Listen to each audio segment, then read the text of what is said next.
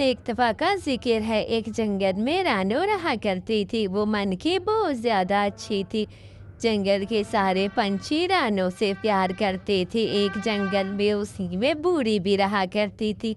देखो तो सही रानो, तुम्हारे तो इतने सारे बच्चे हैं, तुम इतने की कैसे परवरिश कर लेती हो? तुम ही ये सब कुछ कर सकती हो। हमारे बस में तो इतना नहीं है कि हम इतने सारे बच्चों की एक ही दम में परवरिश कर सके। नहीं नहीं, ऐसी कोई बात नहीं है। अगर मेरे अंडे ज़्यादा हैं तो इसमें दिक्कत ही क्या है? माना कि मैं गरीब हूँ और इतने पैसे नहीं हैं, लेकिन मेरा पति बहुत अच्छा है। वो मेरा बहुत ख्याल रखता है, तो मुझे इन चीज़ों में घुसने की ज़रूरत नहीं है। इसलिए मैंने कभी ये नहीं सोचा, जो मिला जैसे मिला गुजारा करूँगी। हाय हाय, तुम तो बड़ी हो। भई भई, हमसे तो ये सब कुछ नहीं होता भई, इतने सारे बच्चों को पालना कोई आसान बात है? तुम ही भई इनको पाल सकती हो। हमारे बस में तो बिल्कुल भी नहीं है कि हम इतने सारे बच्चों को पालें। तुम्हारा ही इतना वो है, ज़र्फ़ है कि तुम इतने सारे बच्चों को पाल सकती हो, वरना तो हम तो बिल्कुल भी ना पालें। ऐसी कैसी बातें कह रही हो? अब बच्चे हैं मेरे, पालूँगी तो मैं ही पालूँगी ना।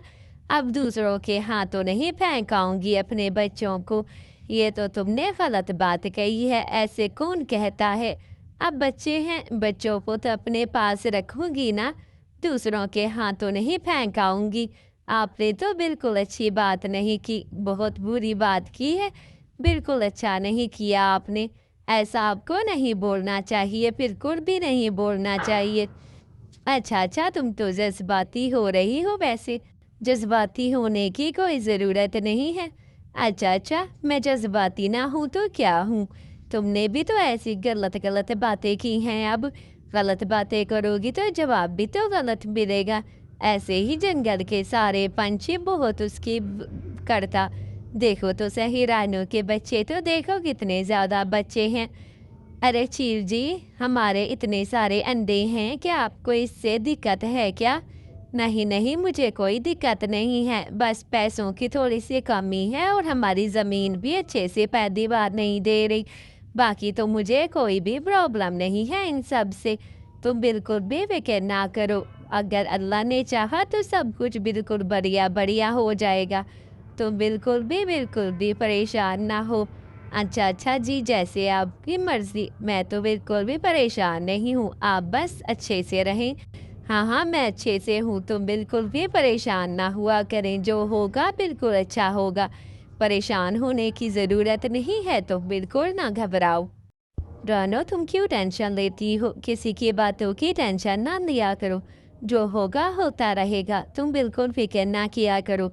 वैसे मैंने तो कभी तुम्हें डाँटा-शाँटा भी नहीं है इन चीज़ों में, फिर तुम क्यों जंगल के पंछियों की बातों में आ जाती हो? बिल्कुल उनकी बातों में तुम्हें आने की ज़रूरत नहीं है। जो रूखी-सूखी होगी हम भी खा लेंगे और हमारे बच्चे भी खा लेंगे।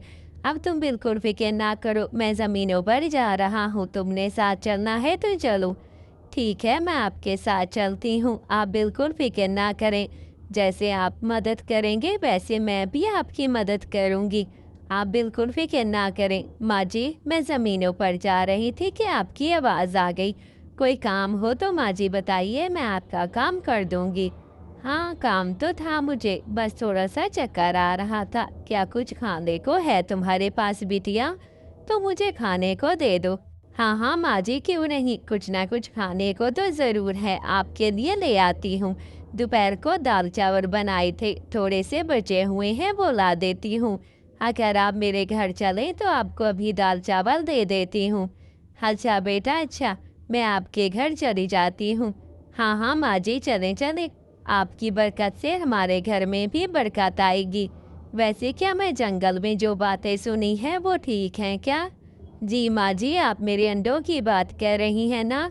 हाँ बेटा, अंडों की बात कर रही हूँ। सब तुम लोगों पर हँसते हैं, लेकिन तुम बिल्कुल भी फ़िक्र ना करो। अनकरीब तुम्हें खुशी मिलने वाली है। तुम बहुत ज़्यादा अमीर हो जाओगी, किसी चीज़ की भी तुम्हें कमी नहीं होगी। हर चीज़ तुम्हारे लिए अच्छी-अच्छी होगी।